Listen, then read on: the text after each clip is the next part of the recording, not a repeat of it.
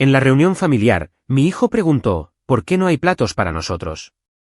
Mi padre se rió. No planeamos para extras. Miré a mi alrededor. Las mascotas tenían su propia mesa. Sonreí, tomé mi bolso, y dije, antes de que empiecen a comer, revisen la cuenta conjunta. Nos fuimos. 15 minutos después, el caos estalló en el chat grupal. Y más tarde. Ni siquiera se suponía que debía estar allí. Si Paige no me hubiera llamado, no me habría acercado a esa reunión. No tenía ninguna razón para hacerlo. Mis padres no me habían hablado desde enero. No una conversación real, de todos modos. Cada mensaje era una versión de espero que estés bien, seguido de por cierto, puedes ayudarnos con, y una cantidad de dinero. La única vez que recordaban que yo existía, era cuando necesitaban que les solucionara algo, ya fuera financiera, emocional o socialmente. Pero entonces, de la nada, Paige llamó. La misma hermana con la que no había hablado desde esa horrible pelea de Acción de Gracias. No sonaba como ella misma. Su voz era más baja, vacilante. Ni siquiera intentó tener una conversación trivial. Simplemente dijo, quizás quieras venir este año. Las cosas no son lo que parecen. Sin explicaciones, sin disculpas, solo eso. Y por alguna razón, fui. Quizás quería ver a qué se refería. Quizás una parte de mí todavía esperaba que mi familia pudiera actuar con normalidad por un día. O quizás solo quería que Jaime volviera a tener abuelos, aunque significara fingir. Así que, condujimos hasta allí. 2 horas y media de silencio. Jaime, en el asiento trasero, preguntaba qué tipo de comida habría. Le dije, probablemente barbacoa, quizás la ensalada de patatas de la abuela. Pero todo el tiempo, mi instinto me decía que esto iba a terminar mal. Simplemente no esperaba que fuera tan malo. En el momento en que entramos al patio trasero, supe que algo andaba mal. Nadie nos saludó. Ni una sola mirada en nuestra dirección. Solo risas y el tintineo de las tazas. Mi padre, en su lugar habitual junto a la parrilla. Mi madre, corriendo de un lado a otro tomando fotos, como si estuviera organizando una sesión para una revista. Y entonces, Jaime me tiró del brazo. Mamá, susurró, ¿por qué no hay platos para nosotros? Al principio, pensé que solo estaba siendo impaciente, pero luego lo vi también. Cada mesa tenía tarjetas con nombres. Cada persona tenía un puesto en la mesa, excepto nosotros. Entonces, mi padre se rió desde el otro lado del patio, lo suficientemente alto como para que todos lo oyeran. No planeamos para extras. Extras. Como si fuéramos unos invitados de última hora que olvidaron incluir. Como si no fuéramos familia. Volví a mirar a mi alrededor. Fue entonces cuando lo vi, una mesa completamente separada, decorada con un mantel de cuadros, pequeños letreros de pizarra con nombres y cuencos de plata. Las mascotas tenían sus propios asientos, sus propias comidas, pavó para los perros, salmón para los gatos. Incluso habían puesto agua embotellada con los nombres de las mascotas impresos en las etiquetas. Y nosotros, mi hijo y yo, no teníamos nada. Me quedé allí por un segundo, viendo a mi madre arreglar el lazo en el collar de un perro, y juro que algo dentro de mí simplemente hizo clic. Pensé en los $6.500 que les había prestado el año pasado para el techo. En cómo mi madre lloró y dijo que el seguro no lo cubriría. En cómo me suplicó que no se lo dijera a Paige porque solo causaría drama. Había transferido el dinero ese mismo día, sin hacer preguntas. Desde entonces, había estado esperando que me lo devolvieran.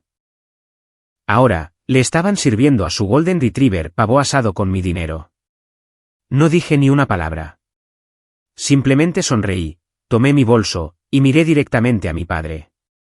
Antes de que empiecen a comer, revisen la cuenta conjunta. Luego, me volví hacia Jaime.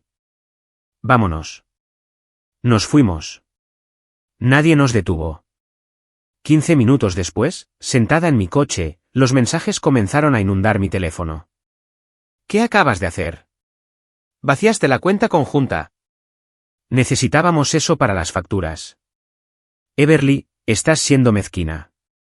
Madura y vuelve. No respondí. Me desplacé por el caos mientras Jaime comía patatas fritas en el asiento trasero. El nombre de mi madre seguía apareciendo, luego el de mi padre, luego el de mi tío. De repente, todos tenían algo que decir sobre la lealtad familiar. Las mismas personas que, una hora antes, vieron cómo ignoraban a mi hijo como si no existiera. A la mañana siguiente, sonó el timbre. Mi madre estaba allí, con una sonrisa que no llegaba a sus ojos, sosteniendo una caja de plástico con galletas en forma de hueso. Dijo que le habían sobrado de la reunión. De hecho, intentó dármelas. Simplemente cerré la puerta. Para esa noche, mi teléfono volvía a arder. Mi padre dijo que los había humillado. Mi madre dijo que había arruinado el evento familiar. Mi tío dijo que debía disculparme. Todos tenían una opinión, excepto la única persona de la que quería saber algo, Paige. Entonces, tarde esa noche, apareció una notificación. Su nombre, solo un mensaje, tenías razón. Lo miré durante mucho tiempo, porque si Paige, la favorita de mi madre, la que siempre los defendía, estaba diciendo eso, significaba que algo había cambiado, algo grande. Y por primera vez en años, sentí una chispa de curiosidad en lugar de ira.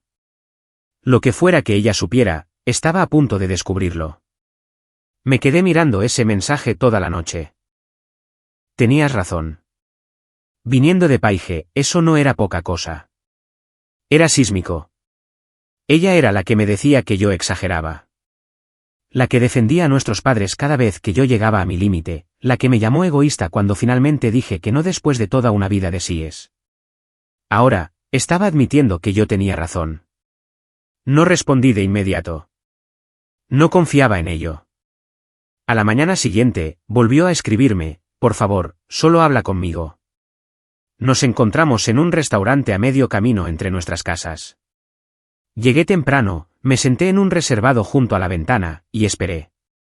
Una parte de mí todavía estaba enfadada. Otra parte estaba extrañamente nerviosa, como si estuviera a punto de oír algo que no podría olvidar. Cuando Paige entró, apenas la reconocí. Sin maquillaje, con una sudadera con capucha, y el pelo recogido. Parecía cansada, no solo físicamente. Estaba agotada, de esa manera que solo te pones cuando has estado guardando algo por demasiado tiempo. Se sentó, no tocó el menú, no preguntó cómo estaba, simplemente empezó a hablar. Dijo que se había equivocado. No solo sobre la reunión, sobre todo. Aparentemente, no mucho después de que me distanciara, las cosas en casa empezaron a ponerse diferentes, más crueles, más silenciosas, más reales. Los oyó hablar de mí, que yo era buena para pagar y que él siempre volvería una vez que se le pasara el enfado, que solo tenían que mantener a Jaime cerca. Enviar tarjetas, mencionarlo en las fiestas, mantener la puerta abierta lo justo. Ella siempre volverá por el niño. Y luego vino la peor parte. Nunca planearon devolverme el dinero. No solo eso, le habían estado diciendo al resto de la familia que yo ofrecí el dinero, que insistí en ayudar porque ahora gano 6 cifras. Al parecer, mi madre bromeó al respecto en Pascua, sobre lo generosa que era, como si yo simplemente estuviera regalando el dinero. Paige dijo que intentó confrontarlos una vez y la callaron. No supo lo de la mesa de las mascotas hasta ese día. Estaba asqueada. Me dijo que fue ella quien me llamó para que viniera porque quería que lo viera por mí misma. Esa era su manera de despertarme. Ya no vivía en una casa, dijo, era una máquina, un sistema. Todos tenían un papel. Mis padres manipulaban a la gente como si fuera un juego. Quien más proveía, era elogiado. Quien se oponía, era apartado, avergonzado, y criticado a sus espaldas. Y ella estaba cansada. Me miró y dijo, no te creí. Ahora sí. No sé qué sentí en ese momento. No exactamente vindicación, no exactamente alivio, quizás solo una especie de triste confirmación, como si una herida que había estado ignorando finalmente hubiera sido diagnosticada. Salí del restaurante sintiéndome pesada. Esa noche, me senté en mi habitación después de que Jaime se durmiera y revisé los mensajes antiguos de mis padres. Cada vez que me daban las gracias, cada promesa de arreglarlo. Cada pequeña manipulación escondida entre emojis sonrientes y pegatinas de corazones. Entonces, envié el mensaje, mañana a las 12. Estaré en la casa. Si no hablamos, hemos terminado. Esperé. Nada. Ni siquiera un pulgar hacia arriba. Fui de todos modos. Mi madre abrió la puerta como si acabara de ver al cartero. Sin urgencia, sin emoción. Ah, dijo, ¿ibas en serio? Ni siquiera me ofrecieron asiento. Me quedé de pie en la sala y les pregunté sin rodeos, ¿mintieron sobre el dinero? ¿Sobre las historias que le contaron a todos los demás? ¿Realmente dijeron esas cosas sobre Jaime? Mi padre parecía molesto, como si estuviera perdiendo su tarde. Dijo que yo estaba tomando todo de la manera equivocada, que no mintieron, solo que no explicaron cada detalle. Mi madre dijo, ¿sigues con lo del dinero? Eso fue todo. Les dije que había terminado de verdad esta vez. No más llamadas. No más ayuda. No más fingir que somos una familia normal. Y si alguna vez intentaban involucrar a Jaime en esto de nuevo, si siquiera le enviaban una postal sin preguntar, lo consideraría acoso. No se lo tomaron en serio, pero lo harían, porque finalmente estaba lista para dejar de jugar a ser la hija buena. Pensé que esa conversación en la casa sería el final. Ingenuamente, creí que si me mantenía firme, finalmente lo entenderían, que ya no estaba bromeando, que estaba harta de ser la hija confiable que solo necesitaba calmarse. Pero con gente como ellos, el silencio no es rendición, es estrategia. Al principio, se mantuvieron callados. Sin mensajes, sin llamadas. Yo no iba a contactarlos, y Jaime no preguntaba por ellos. Sabía que algo andaba mal, aunque no lo decía. Simplemente se mantenía cerca de mí, especialmente por las noches, como si pudiera sentir la tensión que persistía bajo todo. Luego, 3 días después, Paige me envió una captura de pantalla. Era de Facebook. Mi madre había publicado una foto antigua de ella y Jaime de la Navidad de hace 2 años. Una de las que yo tomé. Jaime llevaba un suéter rojo, con glaseado en la nariz, sentado en su regazo frente al árbol. La leyenda decía, ya no lo vemos tanto, pero siempre amaremos a nuestro dulce Jaime. La familia es complicada, pero el amor es simple. Algunos puentes pueden quemarse, pero el corazón recuerda. Un corazón rojo. Perfecto, pulido, lo suficientemente vago como para generar simpatía de cualquiera que no supiera la verdad. Los comentarios estaban llenos de gente diciendo, mantente fuerte y él volverá. Lo había hecho de nuevo, había volteado la narrativa antes de que yo tuviera la oportunidad de defenderme. No comenté. Ni siquiera le di me gusta a la publicación. Solo la miré y sentí ese ardor lento y familiar subiendo por mi pecho. Entonces, Paige volvió a escribirme, ya está llamando a la gente. Dijo que perdiste los estribos en la reunión y que no sabe qué te pasó. Aparentemente, nuestros padres le habían dicho a la tía Marlene que yo estaba pasando por un episodio de estrés, que estaba siendo sobreprotectora con Jaime y demasiado obsesionada con el dinero.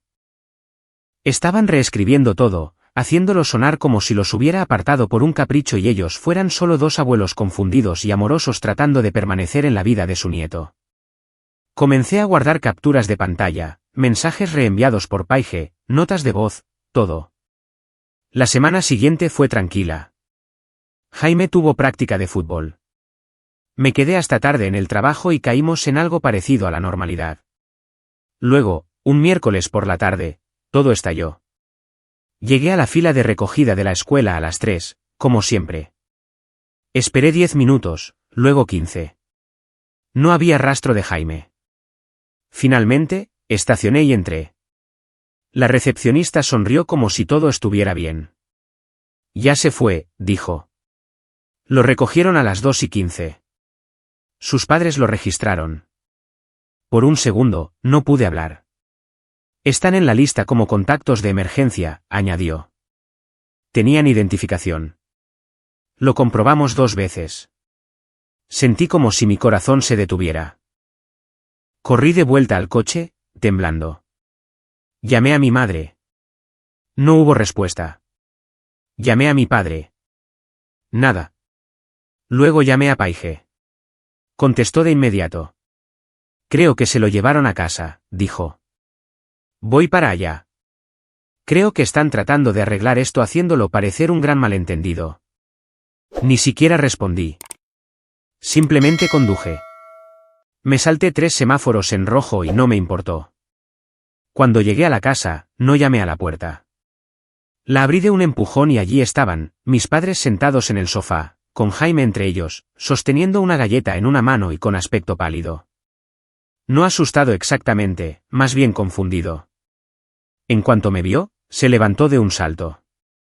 Lo tomé de la mano y me volví hacia ellos. No estaba gritando. No estaba llorando. Estaba completamente tranquila. Les dije muy claramente que si alguna vez volvían a llevarse a Jaime sin mi permiso, llamaría a la policía. No estaba amenazando. No estaba bromeando. Lo decía en serio. Mi padre se levantó como si quisiera discutir. Mi madre intentó suavizar las cosas. Solo queríamos pasar un tiempo con él, dijo. Has estado tan distante. No dije nada. Pensamos que si le mostrábamos cuánto nos importa. La interrumpí. Te llevaste a mi hijo sin decírmelo. Abrió la boca y la volvió a cerrar. Jaime se mantuvo cerca de mi lado durante todo el camino hasta el coche. Cuando subimos, no hizo preguntas. No dijo nada en absoluto hasta que estábamos llegando a nuestra entrada. Entonces dijo en voz baja, no quería ir con ellos, pero dijeron que tú estabas de acuerdo. Apreté el volante con más fuerza. Lo miré a los ojos y le dije la verdad. No lo estaba. Él asintió y no dijo nada más. Esa noche, se metió en mi cama sin preguntar. No lo había hecho en más de un año. Y supe entonces que habíamos pasado el punto de no retorno. A la mañana siguiente, Jaime no se separaba de mí. No de una manera pegajosa, solo silencioso y cercano. Cuando le preparé el desayuno, se sentó en la encimera, pero seguía mirando hacia la puerta como si esperara que alguien entrara sin ser invitado, como si pensara que si apartaba la vista demasiado tiempo, aparecerían de nuevo y se lo llevarían sin preguntar. Envié un correo electrónico a la escuela antes de que siquiera se pusiera los zapatos. Hice que eliminaran a mis 2 padres de la lista de contactos de emergencia. Le dije a la escuela por escrito que bajo ninguna circunstancia se les permitía volver a recoger a Jaime. Envié una copia de sus documentos de custodia, señalé que yo era la única tutora y copié directamente al director. Ya no estaba jugando a la defensiva. Más tarde esa tarde, Paige vino. Había estado tratando de mantener su distancia mientras todo se desmoronaba, pero ahora estaba furiosa. Me dijo que no veían lo que habían hecho como algo malo. Que cuando los confrontó, la acusaron de ser manipulada por mí. Luego me entregó una memoria USB. Escucha la última grabación, dijo, y entenderás por qué me mudo. No se quedó, simplemente la dejó sobre la mesa y volvió a su coche. Esperé hasta que Jaime se durmiera. Entonces, la conecté a mi portátil e hice clic en el archivo. Era un audio de su cocina. Se oía a mi madre cargando el lavavajillas, el tintineo de los platos. Mi padre hablando como si fuera una conversación nocturna más. Está perdiendo el control, Chuck, dijo mi madre. Tienes que entenderlo. Everly necesita sentir que es ella quien pone los límites. Si cree que fue su idea apartarnos, se aferrará más a ello. Mi padre se rió. Pues déjala. Volverá cuando necesite algo. Siempre lo hacen. Espera a que se canse o se quede sin dinero. Luego una pausa. Luego mi madre de nuevo. O tal vez lo intentamos a través de Jaime. Es blando. Confía en la gente. Si lo mantenemos sutil, podemos mantener una conexión. No nos apartará por completo si lo tenemos a él. Sentí que algo se rompía en mi pecho. No ira, no dolor, algo más frío, definitivo. No solo eran egoístas. Eran estratégicos, calculadores. Mis propios padres, hablando de mí como si fuera una máquina expendedora rota que podían golpear hasta que saliera el dinero. Y Jaime, mi hijo, era una moneda de cambio en su plan. No dormí esa noche. Me quedé despierta repasando cada conversación del último año, cada petición inocente, cada momento emocional que tenía condiciones ocultas. Me desperté a las 6, llamé a un agente inmobiliario y le dije que estaba lista para poner la casa en venta. Ya no se trataba del vecindario. No se trataba de los recuerdos. Se trataba de espacio. Necesitaba una distancia física real. Quería un nuevo código postal donde nadie pudiera simplemente aparecer. A las 10, mi decisión estaba tomada. Me mudaba. Ese mismo día, mientras Jaime estaba en la escuela y yo hablaba por teléfono con el agente, recibí un mensaje de mi padre. Sin palabras, solo un vídeo. Lo abrí. Era un clip de Jaime jugando en su patio trasero de hacía más de un año. Se reía, corriendo descalzo y despreocupado por un aspersor. El vídeo terminaba con la voz de mi padre fuera de cámara diciendo, «Ese es nuestro chico». Sin leyenda, sin explicación. Me quedé mirando la pantalla y me di cuenta de que todavía no lo entendían. Pensaban que esto era una especie de palanca emocional, que mostrarme un recuerdo tierno me ablandaría. En cambio, solo me hizo sentir náuseas. Los bloqueé a ambos en todo, teléfono, correo electrónico, redes sociales, aseguré los contactos de la escuela de Jaime, revisé 2 veces las cámaras de mi puerta principal e hice una cita para cambiar las cerraduras. Luego, me senté y le conté la verdad a Jaime. No todo, pero lo suficiente. Le dije que nos mudábamos, que su tía vendría con nosotros, que íbamos a hacer un nuevo hogar juntos, en algún lugar seguro, en algún lugar pacífico, en algún lugar donde nadie pudiera llevárselo sin mi permiso. Él solo asintió. Y luego dijo algo que no esperaba. ¿Podemos tener un perro? Lo miré y luego me reí. La primera risa real en semanas. Sí, dije. Podemos tener un perro. El cartel de Se vende se colocó 3 días después. Jaime me ayudó a sellar las cajas con cinta. Paige venía todas las tardes después del trabajo, trayendo cafés helados y plástico de burbujas, como si estuviéramos en medio de un proyecto grupal extrañamente satisfactorio. Se sentía bien tenerla allí. Firme, sin juicios, sin drama. Había encontrado una pequeña casa de huéspedes en la ciudad cercana a la que nos mudábamos. El plan era simple, se mudaría con nosotros por un tiempo, ayudaría con Jaime y también reconstruiría su propia vida. Después de todo lo que ambos habíamos pasado bajo ese techo, empezar de nuevo no sonaba como un lujo. Sonaba como supervivencia. Para el final de la semana, la casa estaba medio empacada. La cita para la adopción del perro estaba fijada. Jaime dibujaba casitas para perros y hacía preguntas sobre juguetes para morder. Entonces, sonó el timbre. Revisé la cámara de mi teléfono antes de levantarme del suelo. Era mi padre, solo. No me moví. Ni siquiera parpadeé. Solo lo observé allí de pie, sosteniendo algo, un sobremanila. Volvió a llamar. Luego sacó una hoja de papel doblada y la sostuvo frente a la cámara. Las palabras estaban escritas con un marcador negro grueso, solo léelo, por favor. Abrí la puerta, pero no dije ni una palabra. Intentó darme el sobre. No lo tomé. Solo quiero explicar, dijo. No hablé. Parecía cansado, como si no se hubiera afeitado en días. No había nada de la arrogancia a la que estaba acostumbrada, solo desesperación. Luego dijo algo que casi me hizo reír. Tu madre está muy dolida por todo esto. Como si se suponía que me importara, como si su dolor fuera la prioridad después de todo. Finalmente, tomé el sobre solo para terminar el momento, cerré la puerta y la eché llave. Paige estaba sentada en el sofá, sosteniendo el cuaderno de dibujo de Jaime. No preguntó qué pasó, solo asintió como si ya lo supiera. Lo abrí después de que Jaime se durmiera.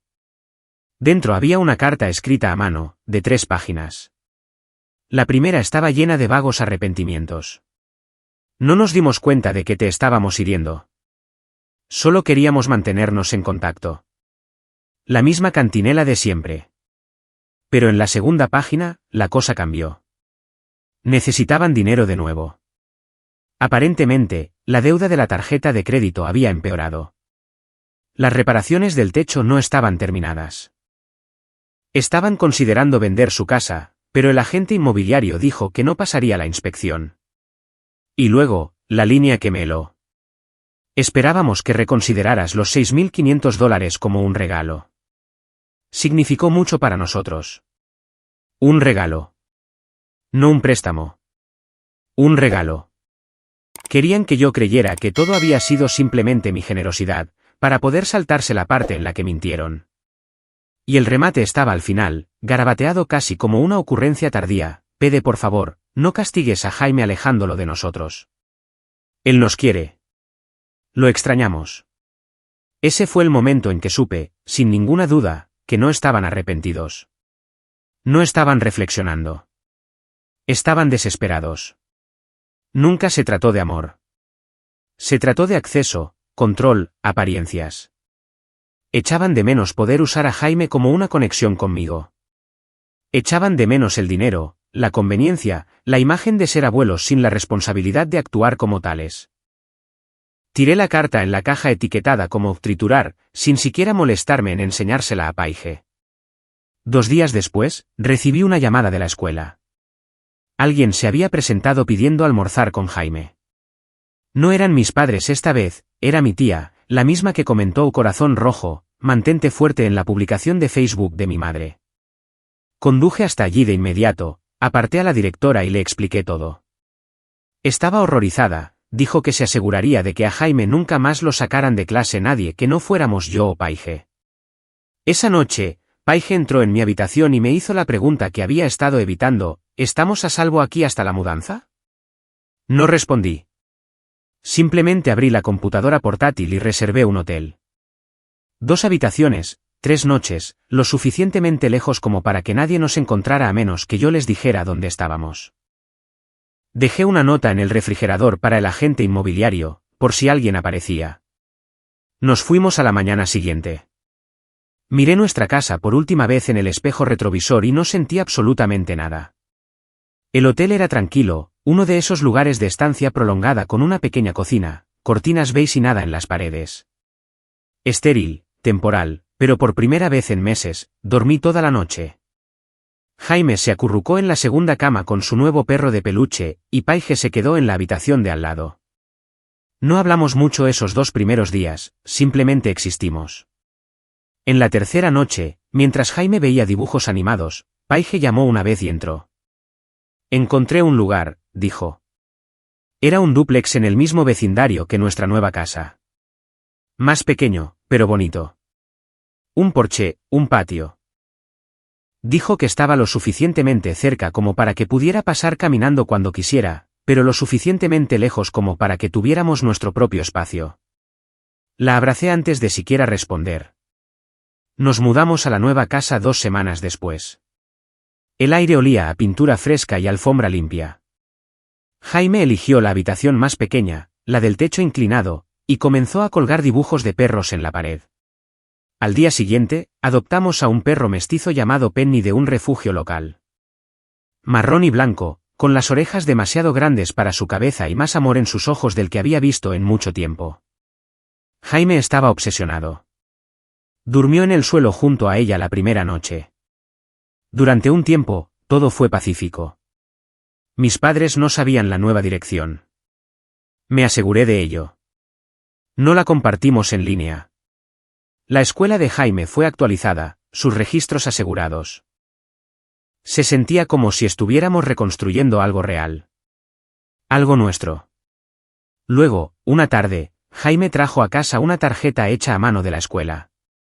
Un corazón de cartulina roja con purpurina pegada en los bordes. Dentro, garabateado a lápiz: para la abuela y el abuelo, los extraño. Sentí que se me retorcía el estómago.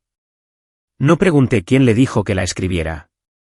No pregunté si fue idea de su maestra o algo que la clase hizo en conjunto. Solo sonreí y dije: qué bonito. Esa noche, cuando él estaba dormido, me senté en el porche con Paige y le conté lo de la tarjeta. Encendió un cigarrillo y dijo: no eres cruel por protegerlo. Y supe que tenía razón. Pero aún así, había una parte de mí, una parte de hija obstinada, que se preguntaba si estaba siendo demasiado dura. Quizás de alguna manera habían cambiado. Quizás para entonces ya lo entendían. Luego llegó el mensaje, de una dirección de correo electrónico desechable que no reconocí: sabemos dónde estás.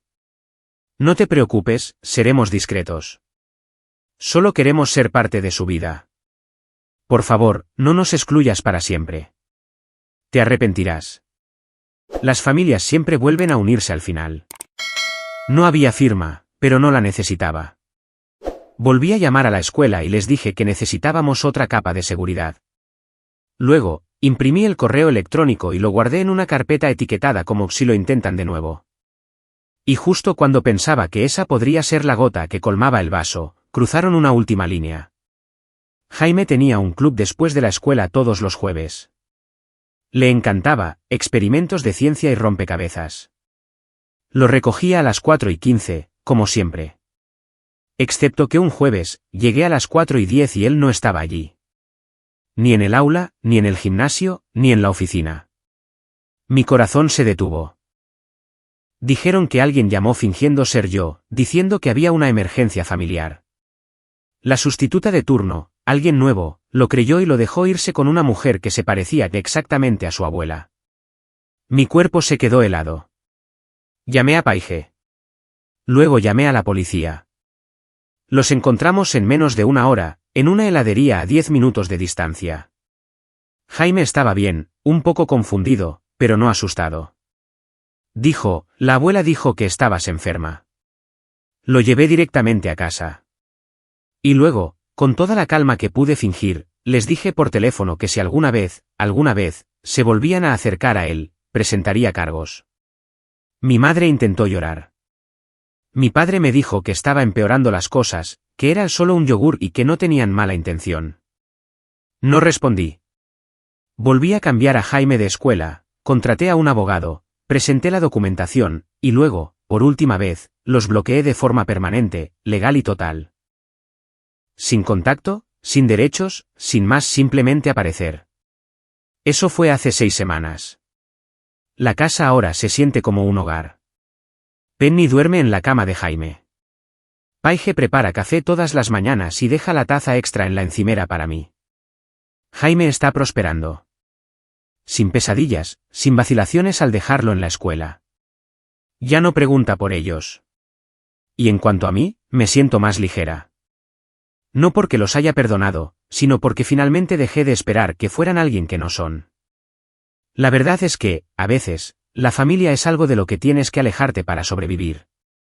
Y a veces, tu verdadera familia aparece en forma de una hermana cansada con buenas intenciones, un perro mestizo con orejas caídas, y un niño que todavía cree en días mejores. Yo, finalmente he terminado. Este capítulo está cerrado para siempre.